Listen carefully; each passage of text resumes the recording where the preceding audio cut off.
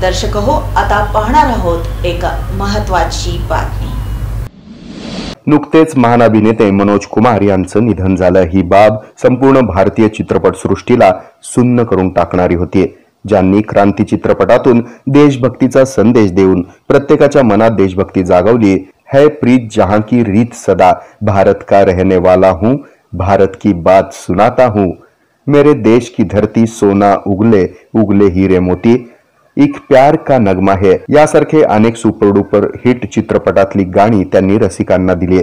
आपल्या देशावरील प्रेम त्यांनी अख्ख्या जगाला दाखवून दिलं। त्यांच्या निधनानं संपूर्ण भारतीय चित्रपटसृष्टीला धक्का बसला।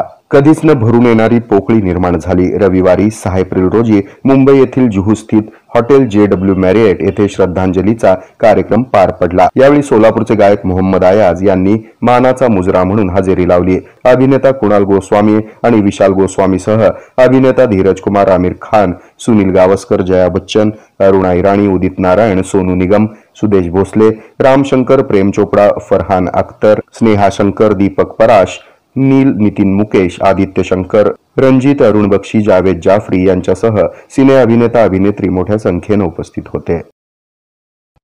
हे आहे मेट्रोकास्ट केबल नेटवर्क आणि आपण पाहत आहात द न्यूज